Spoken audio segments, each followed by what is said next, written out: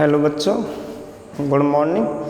तो हमारी प्रश्नावली जो चल रही थी 3.1, जिसमें दो चरों वाले रैखिक समीकरण को हमें ग्राफिक विधि से हल करने हैं।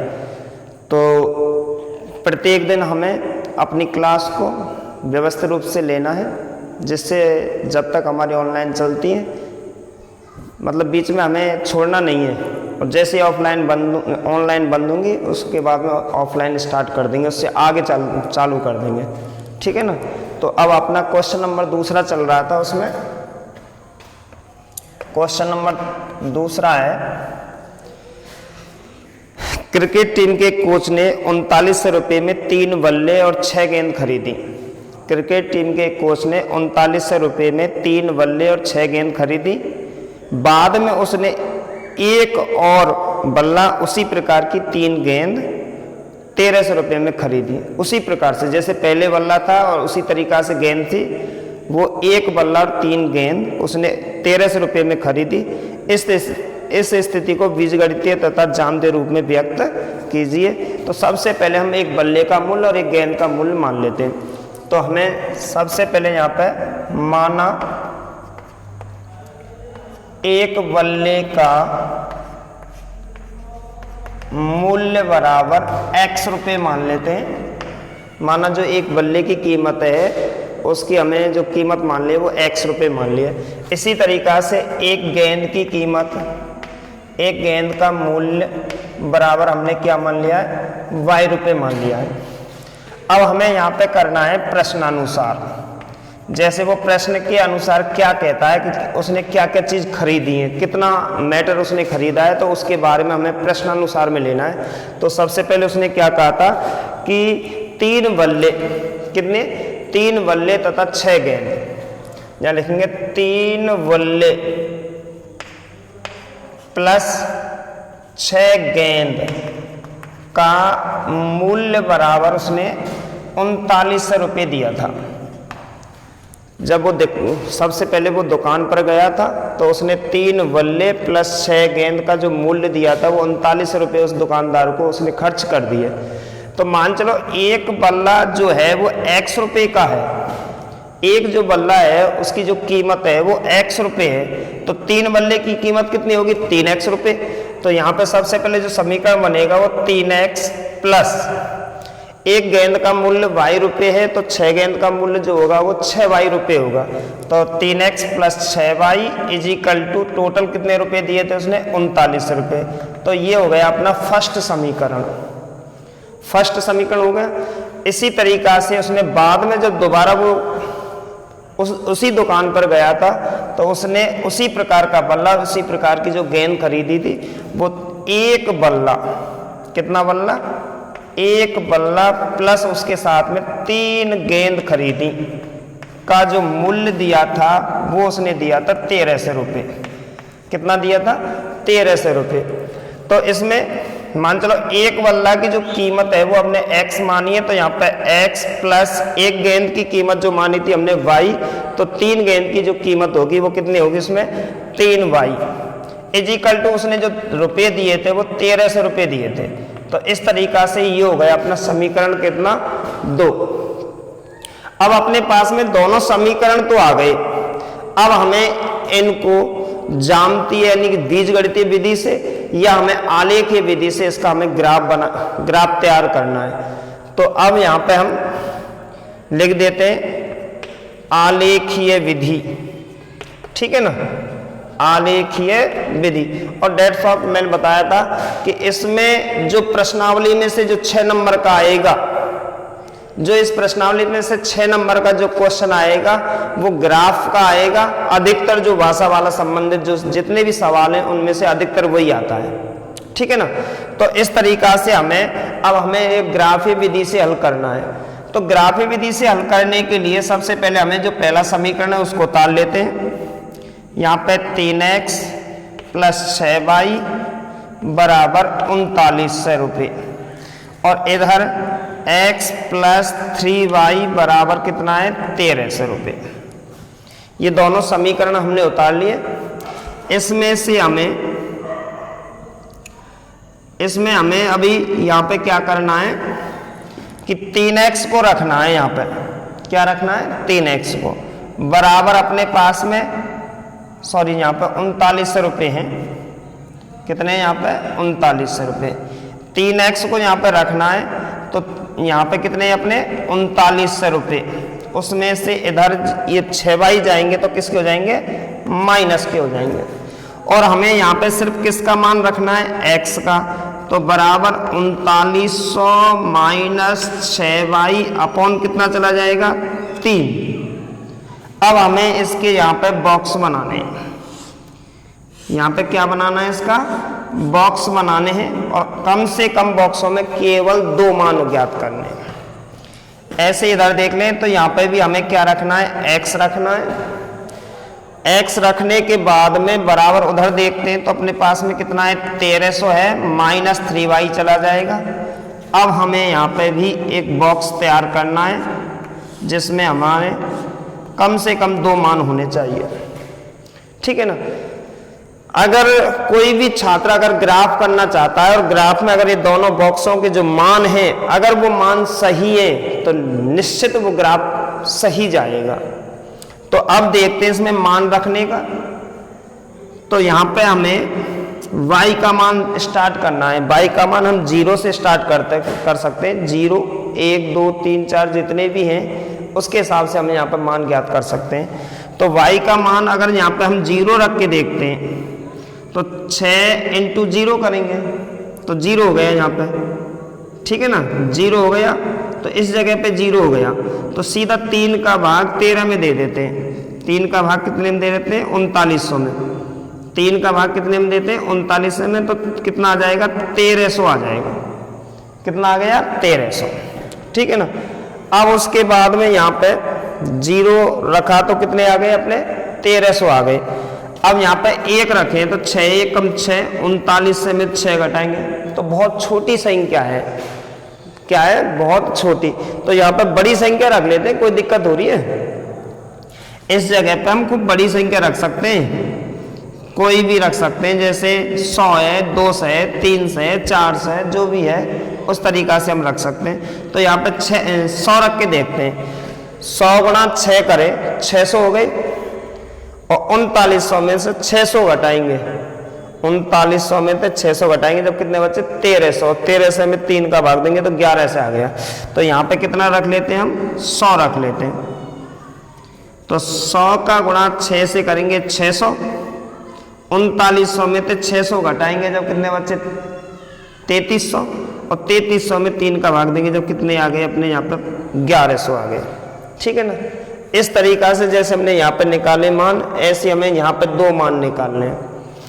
अब पहले की तरह अगर हम यहाँ पे 0 रखें, 0 को गुणा 3 से करेंगे 0 हो गए, 1300 में से 0 घटाएंगे सीधे 13 से यहाँ पे आ गए, कितने आ गए 1300 आ गए, ठीक है ना। एक मान तो निकाल लिया। अब इसी तरीका से यहाँ पे वही अगर हम यहाँ पे 100 रखना चाहें तो 100 का गुणा 3 से करेंगे, 100 का गुणा 3 से करेंगे 300 आ गए, और 1300 में से 300 घटाएंगे तो सीधे 1000 यहाँ पे आ गए।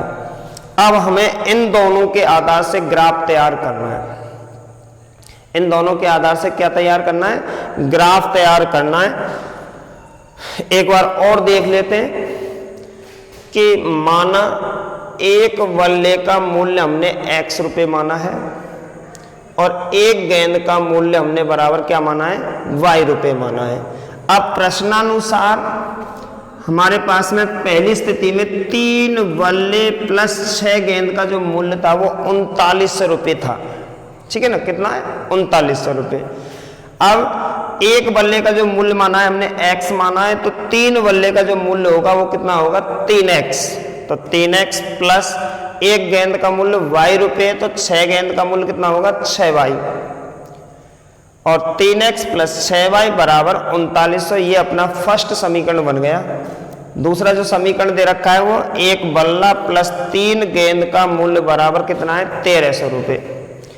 तो एक बल्ले का मूल्य तो बिल्कुल फिक्स है, कितना है x, और 3 गेंद का मूल्य है कितना 3y बराबर कितना 1300। समीकरण कितना हो गया 2 हो गया, ठीक है ना। अब इन दोनों समीकरणों की सहायता से हमें ग्राफीय विधि के द्वारा, ग्राफीय विधि से यानी आलेखीय विधि से हमें एक ग्राफ तैयार करना है। तो इन दोनों समीकरणों से हमने यहाँ पे लिख दिया आलेखीय विधि से हमें ग्राफ तैयार करेंगे।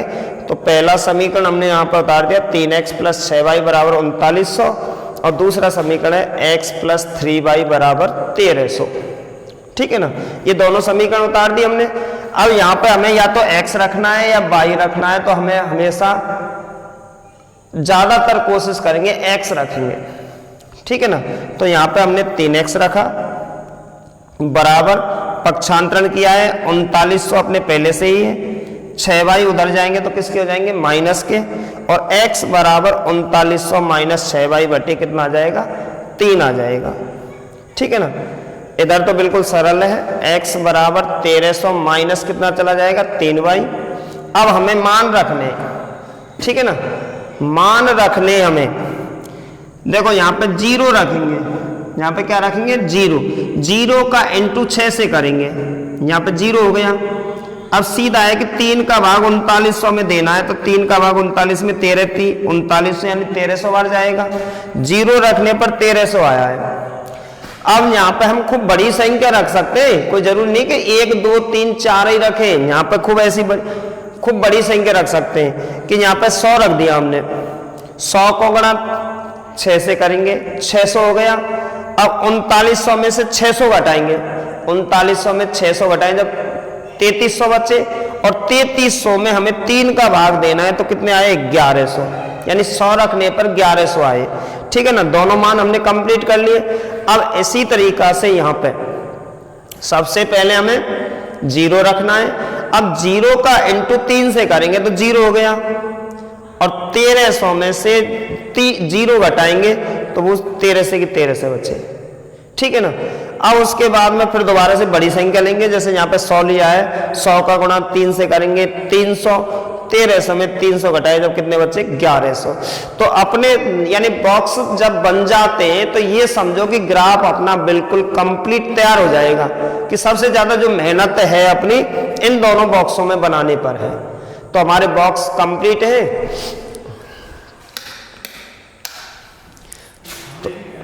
तो बॉक्स अपने कंप्लीट हैं, तो अब अपना ग्राफ बनाते हैं इसका।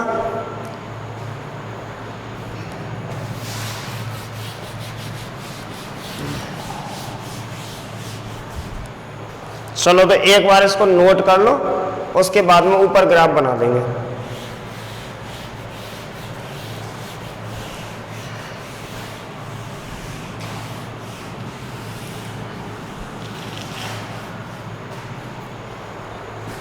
तो सबसे पहले इसके लिए हमें ग्राफ बनाने के लिए अपने अक्ष यानी एक्स अक्ष और वाई अक्ष यानी कि एक तो ऊर्ध्वाधर होता है और एक क्षैतिज अक्ष होता है, तो दोनों अक्षों को हम तैयार करते हैं।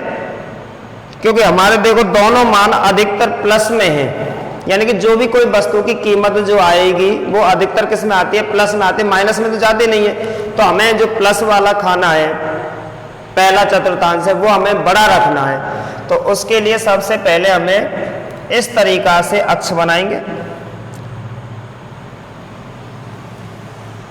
यहाँ पे हम x अक्ष रख देते हैं और इस जगह पे हम x डैश माइनस वाला, ऊपर की तरफ हमें y रखना है और नीचे की तरफ हमें y डैश रखना है। ठीक है ना। अब जब हमारी अधिक से अधिक जो संख्या है वो 13 से है तो कम से कम 100 मान सकते हैं हम एक खाने के अंदर, यानी 100 इकाई, एक बड़ा खाना बराबर 100 इकाई का। तो जैसे अपने पास में यहाँ पे है, यहाँ पे हमें 100 रखना है, यहाँ 200, इस जगह पे 300, इस जगह पे हमें 400, इस जगह पे 500, यहाँ 600, 700,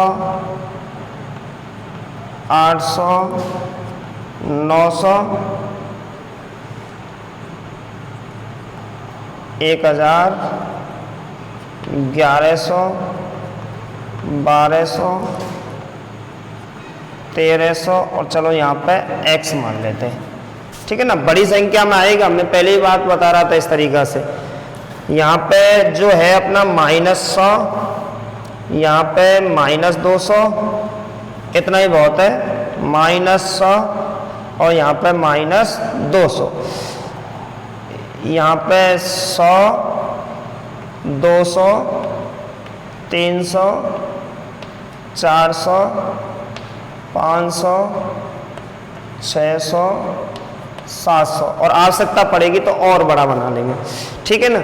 अब अपने पास में ये जो बॉक्सों में दोनों मान है, ये दोनों मान हमें इस ग्राफ के अंदर दर्शाने हैं। ठीक है ना। तो x बराबर 1300 चलना है सबसे पहले। तो देखो 13 से चलेंगे x पे, ये अपना 1300 है इस जगह पे, और y का मान 0 है। तो अगर ऊपर बढ़ेंगे तो प्लस का जाता है और नीचे बढ़ेंगे तो किसका जाता है, माइनस का, परंतु 0 है तो इसी अक्ष पर आएगा। 13 से x पे चले थे 13 से, और 0 वहीं पे रहेगा। अब उसके बाद में x का मान कितना है, 1100। 1100 चलेंगे और 1100 पे हमें कितना लेना है, 100। तो 1100 के जस्ट ऊपर हम यहाँ पे 100 ले लेंगे। ठीक है ना। दोनों मान अपने इस ग्राफ के अंदर जमा दिए। तो इन दोनों से जो एक रेखा निकलेगी, इस तरीका से रेखा निकलेगी, उसका नाम हम यहाँ पे AB रख लेते हैं। क्या रख लेते हैं, AB। ठीक है ना। यहाँ पे अपने पास में 1100 पे कितना था, 100, ये लिख लिया हमने। और यहाँ पे 1300 पे कितना था, 0, ये रख लिया हमने। अब हम दूसरे बॉक्स को देखते हैं कि x पे 1300 चलना है, 1300 पे 0, तो इसी बिंदु पे मिलेगा, पहले वाले बिंदु पे ही मिल गया। और x पे चलना है 1000, तो 1000 ये है, और 1000 पे हमें कितना चलना है, 100, तो लगभग यहाँ पे आएगा। और इन दोनों बिंदुओं से निकलते हुए इस तरीका से ये रेखा निकल जाएगी। ठीक है ना। इसका नाम हम क्या लिख देते हैं, CD। यहाँ पे एक पॉइंट बनाया अपना, कितना, 1000 पर कितना है, 100। ठीक है ना। ये हमने बना दिए। इस समीकरण की जो अपना समीकरण दे रखा था वो है शायद 3x + 6y बराबर दे रखा है अपने पास में 3900, और इस समीकरण का नाम है कि x + 3y बराबर है कितना, 1300। तो ये दोनों ग्राफ इस बिंदु पर प्रतिच्छेद करते हैं। ये ग्राफ इस बिंदु पर प्रतिच्छेद करते हैं।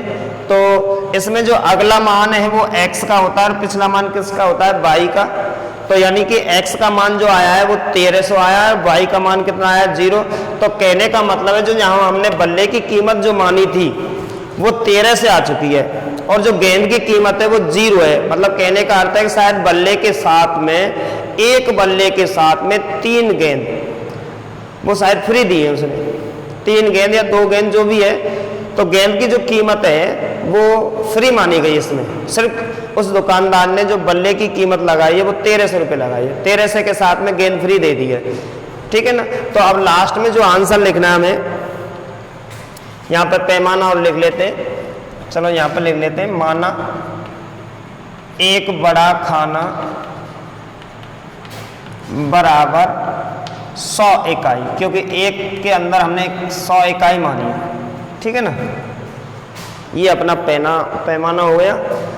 अब उसके बाद में चलो यहाँ पे लिख देते हैं लास्ट में नीचे, अतः एक बल्ले का मूल्य बराबर कितना आया अपने पास में, 1300 रुपये, और एक गेंद का मूल्य आया है बराबर 0 रुपये।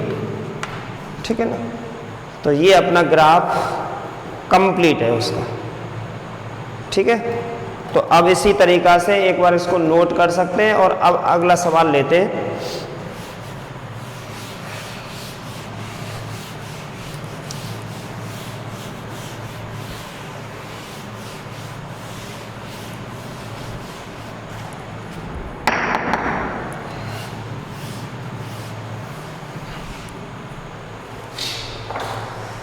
अगला सवाल कह रहा है कि 2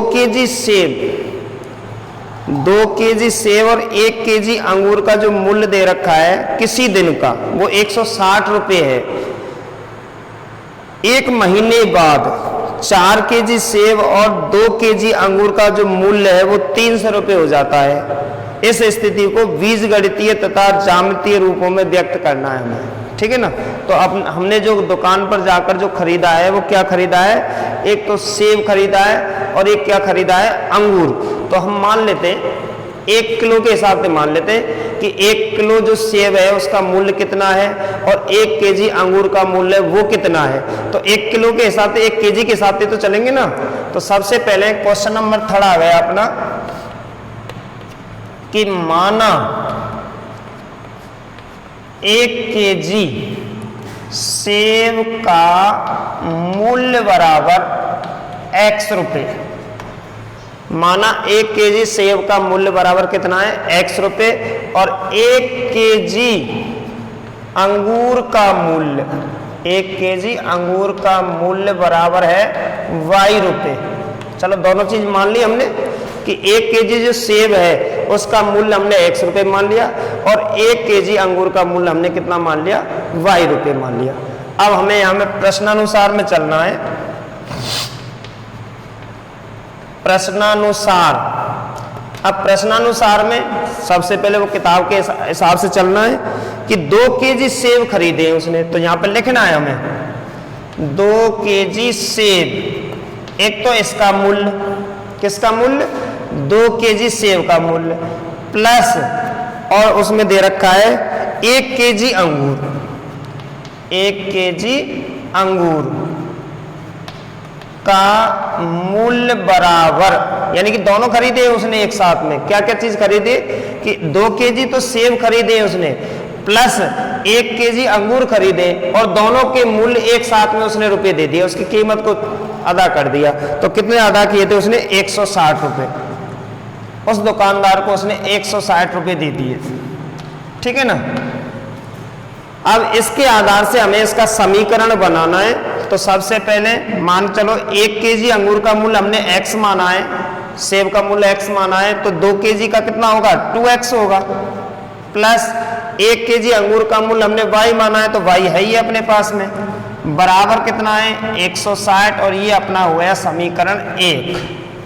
अब उसके बाद में 1 महीने बाद में या कभी दोबारा, जैसे उस दुकान पर फिर पुनः दोबारा जाता है, तब उसने देखा था कि 4 केजी सेब खरीदे उसने। कितने सेब खरीदे, 4 केजी सेब, और सेब के साथ में प्लस उसने 2 केजी अंगूर खरीदे, 2 केजी अंगूर का मूल्य, और उस टाइम पे उसने 300 रुपये उसको दे दिए। कितने रुपए दे दिए, 300 रुपये। तो अब इसका समीकरण बनाते हैं, क्योंकि हम जानते हैं कि 1 केजी जो सेब है उसका मूल्य x है, तो 4 केजी का कितना होगा, 4x। 1 केजी अंगूर का मूल्य y रुपये है, तो 2 केजी अंगूर का मूल्य कितना होगा, 2y रुपये। और दोनों का जो मूल्य अदा किया था उसने, वो कितना अदा किया है, 300 रुपये, ठीक है ना। तो ऐसे ही इसमें अब कम से कम 2 कॉमन है, हम 2 कॉमन ले लेते। पहले सवाल में भी हम कॉमन ले सकते थे, तो पर उसमें भूल गए थे, अब इसमें कॉमन ले लेते, एक ही बात है। तो इसमें कम से कम 2 कॉमन आ रहा है, तो यहाँ पर लिख देते हैं 2 कॉमन लेने पर, इससे अपना जो समीकरण है वो छोटा रूप हो जाएगा। अब 2 का भाग इसमें देना है, तो यहाँ पर 2x आ गया, प्लस 2 का भाग इसमें देना है, तो यहाँ पे y इज इक्वल टू 2 का भाग इसमें देंगे, तो यहाँ पे 150, और समीकरण हो गया अपना 2। तो समीकरण अपने दोनों तैयार हैं। अब दोनों समीकरण जब तैयार हैं, तो अब हमें इन दोनों समीकरणों को बीजगणितीय रूप में या ग्राफी विधि रूप में हमें निरूपित करना है, यानी उस पर आलेख रूप में निरूपित करना है। तो सबसे पहले यहाँ पे वही अभी ग्राफ चल रहा है अपना, बाद में जो बीजगणितीय विधि आएंगे उसके आधार से अगले सवालों को करा देंगे। अब फिलहाल में अपने पास में यहाँ पे ग्राफ चल रहा है, तो ग्राफ के आधार से इन सवालों को हल कर रहे हैं। तो यहाँ पे अब लिखते हैं हम आलेखीय विधि, आलेखीय विधि। आलेखीय विधि में अब पहले समीकरण को नीचे उतार लेते हैं। तो यहाँ पे दे रखा है अपने पास में कितना है, 2x प्लस y बराबर 160, और यहाँ पे 2x प्लस y बराबर यहाँ पे कितना है 150। दोनों हमने समीकरण उतार लिए। देखो पहले हमने पहले समीकरण में, पहले प्रश्न में, इससे पहले वाले में हमने यहाँ पे x रखे थे, यहाँ पे भी x रखे थे, रखे ना। अब हम यहाँ पे y रख सकते हैं, कोई दिक्कत नहीं है, यहाँ पे भी y रख सकते हैं, क्योंकि हमें कोई सा भी एक पद रखना है, या तो हमें x रखना है या फिर हमें y रखना है। अगर हम आगे x रख देंगे तो y का मान रखना पड़ेगा, फिर x का मान आ जाएगा। और अगर हम y का आगे रखते हैं y को, तो फिर हमें x का मान रखना है, बाद में y का मान आ जाएगा। बात एक ही रहेगी, कोई अंतर नहीं है उसमें, ठीक है ना। तो हमें यहाँ पे जैसे हम चलो x रखते हैं, एक तरीका के सवाल बनाते हैं, तो हमने यहाँ पे 2x रख लिया। क्या रख लिया? 2x बराबर 160 माइनस y रहेगा, और x बराबर 160 माइनस y अपॉन कितना रहेगा? 2 रहेगा, ठीक है ना। ऐसे इधर रखते हैं, यहाँ पे हमें 2x रखना है। क्या रखा है हमने? 2x रखा है। तो 2x बराबर यहाँ पे 150 तो पहले से ही दे रखे। अब इधर से हमें y ले जाना है पक्षांतरण में, तो किसके हो जाएंगे? माइनस के y हो जाएंगे, ठीक है ना। अब इसमें से केवल हमें रखना क्या है? x रखना है। क्या रखना है? x, क्योंकि यहाँ पे दो x के साथ में गुणांक में, यानी गुणा के रूप में, तो जब पक्षांतरण करते हैं तो वो उधर भाग के रूप में चला जाता है। तो x is equal to 150 minus y upon कितना हो जाएगा? 2। अब इस हिसाब से हमें यहाँ पे y का मान रखना है।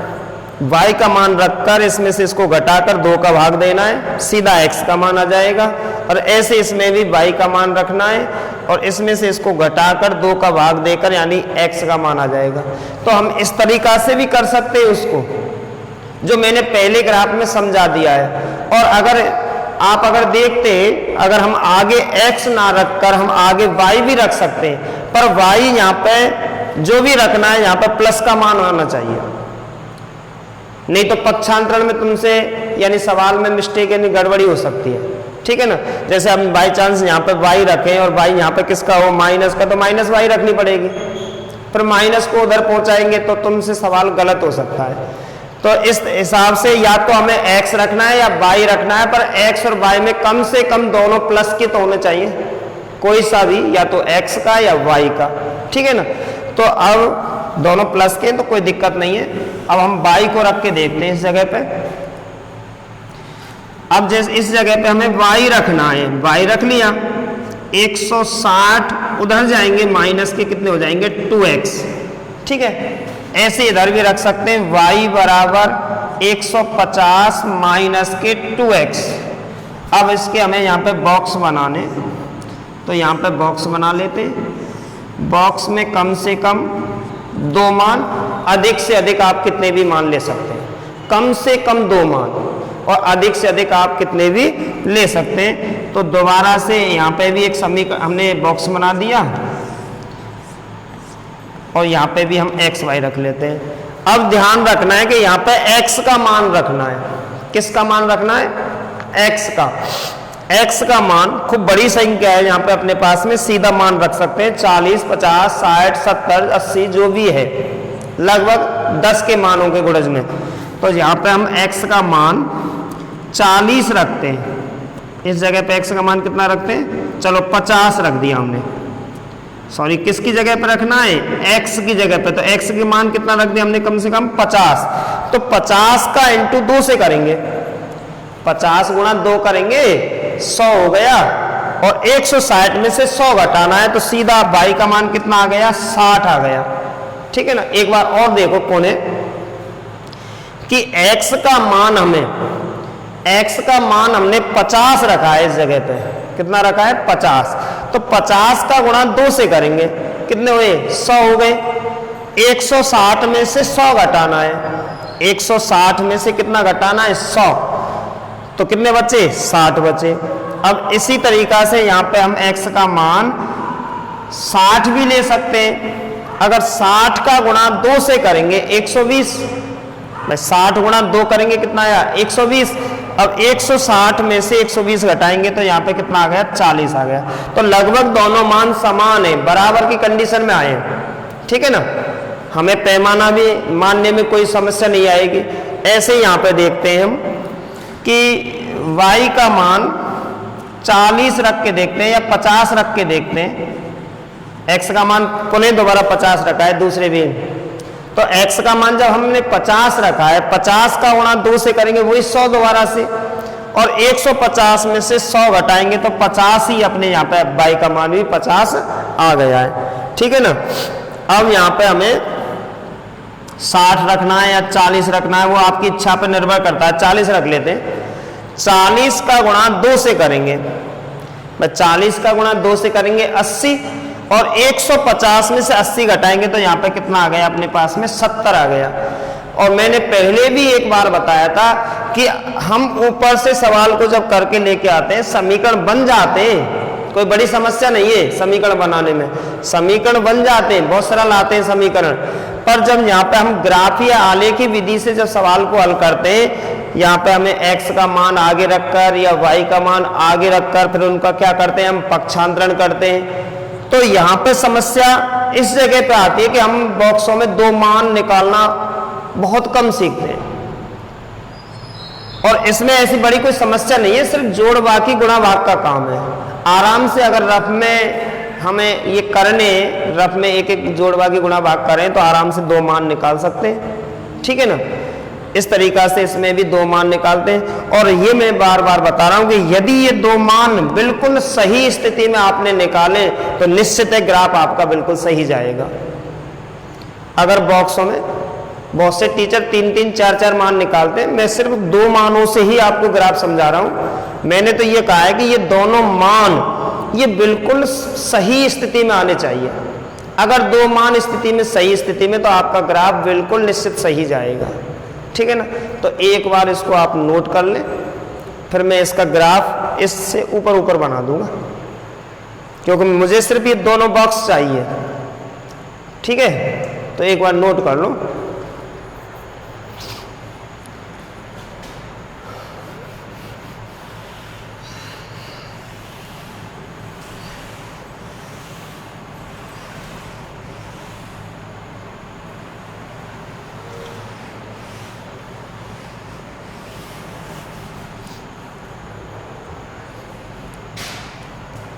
देखो दोबारा से वही प्लस में, अधिकतर मान प्लस में, तो हमें प्लस वाला जो खाना, बार बार बता रहा हूं, प्लस वाला खाना अधिकतर भाषा वाले सवालों में सबसे बड़ा खाना रखना है, क्योंकि नेगेटिव में नहीं जाता है, माइनस में मान नहीं जाता है कि कोई वस्तु का मूल्य है, किसी वस्तु की मतलब किसी व्यक्तियों की आयु है आदि, सारा जो काम है अंकों वाली संख्या है वो अधिकतर प्लस में आते हैं, धनात्मक संख्या आती है, उन सभी का मान हमेशा प्लस में रहता है। तो हमें प्लस वाला जो खाना है वो सबसे बड़ा खाना बनाना है। ठीक है ना। इस तरीका से हमें जब ग्राफ बनाएंगे तो यहाँ पे अपना x अक्ष और यहाँ पे x डैश, यहाँ पे अपना आ गया y और यहाँ पे आ गया अपना y डैश। ये अपना मूल बिंदु होता है। क्या होता है अपना मूल बिंदु, यानी जहां पे दोनों अक्ष एक दूसरे को प्रतिच्छेद करते हैं। कौन से अक्ष, x अक्ष और y अक्ष, यानी ये ऊर्ध्वाधर अक्ष है और ये क्षैतिज अक्ष है। ये दोनों अक्ष जिस बिंदु पर प्रतिच्छेद करते हैं उसे मूल बिंदु कहते हैं, और मूल बिंदु के जो निर्देशांक होते हैं हमेशा 0,0 होते हैं, मतलब x अक्ष का मान भी 0 और y अक्ष का मान भी 0 होता है। तो अब यहाँ पे हमें अधिकतम बड़ी से बड़ी संख्या अपने पास में 70 है, तो 10, 20, 30, 40, 50, 60 ले लेते। तो यहाँ पे अपने पास में पहला मान 10, 20,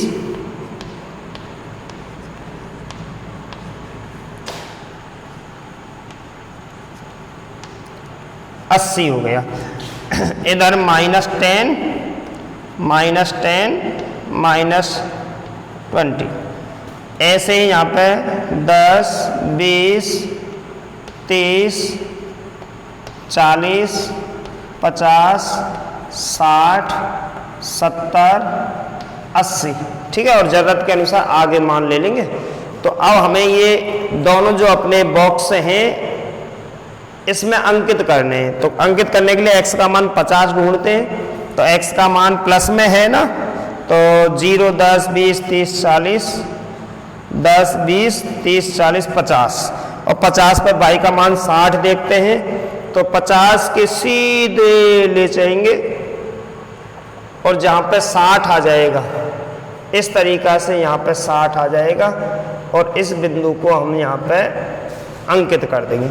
मतलब कहने का अर्थ है 50 पे और ऊपर ले जाएंगे 60 पे, यानी x का मान 50 और ऊंचाई कितनी है उसकी 60। जो ऊंचाई होती है वो y का मान कहलाता है। ऊंचाई किसका मान होता है? y का मान होता है। तो यहाँ पे हमने ये अंकित कर दिया यहाँ पे। अब इसी तरीक़ा से x का मान 60 ढूंढते हैं, 60 पे कितना रह गया अपना 40, तो इसी तरीक़ा से ऊंचाई उसकी रहेगी कितनी अपनी 40 रहेगी। इस बिंदु को यहाँ पे अंकित कर देते हैं और इन दोनों से अपना इस तरीक़ा से सीधी रेखा निकल जाएगी। उस रेखा का नाम हम AB रख देते हैं। क्या रख देते हैं? AB। यहाँ पे कितना था 50 पहले और 60 बाद में, यहाँ पे 60 पहले और 40 बाद में, यानी कि ये क्रम होता है। इसमें पहले चलते हैं x का, फिर उसके चलते हैं y का मान। तो अपना पहला मान कंप्लीट है, ठीक है ना। इसका जो समीकरण है उस समीकरण को बना देंगे। मेरे हिसाब से शायद 2x प्लस वाई बराबर शायद 160 रुपये था। अब देखते हैं दूसरे को। x का मान 50 है और 50 पे कितना है 50 पे 50। चलो इसको बाद में लिख देंगे। 50 पे कितना है 50, यहाँ पे आ गया, इस जगह पे पॉइंट आ गया। और दूसरा है x का मान 40 पे कितना है अपने पास में 70, तो 40 पे है अपने पास में 70, यहाँ पे आ गया। इन दोनों मानों को फिर मिलाते हैं हम, इस तरीक़ा से मिलाते हैं और मेरे हिसाब से शायद ये दोनों रेखाएं समांतर जाएंगी। इसका नाम क्या लिख देते हैं? CD। क्या लिख देते हैं इसका मान? CD। दोनों रेखाएं समांतर जाएंगे। यहाँ पे अपना मान कितना था 40 पे 70, 40 कॉमा कितना है 70, ठीक है। और यहाँ पे है अपने पास में 50 पे कितना है शायद 50। अब इनके मान जो है समीकरणों के मान लिख देते हैं। ये जो समीकरण है ये तो है 2x प्लस वाई बराबर शायद 150 और ये है अपने पास में 2x प्लस वाई बराबर कितना 160। ये दोनों समीकरण बन गए और यहाँ पे हमें किसी खाने में जहाँ जगह मिल जाए वहाँ पे हम लिख देंगे कि माना पैमाना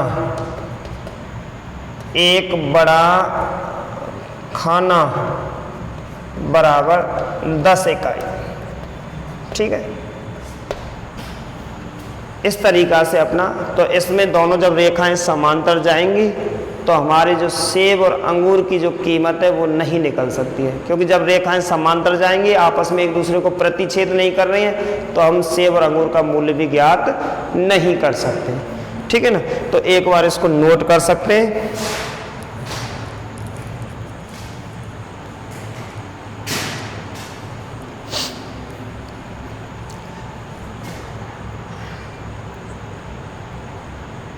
तो अपनी इतना ही रखते हैं, फिर अगली प्रश्नावली 3.2 फिर कल स्टार्ट करेंगे।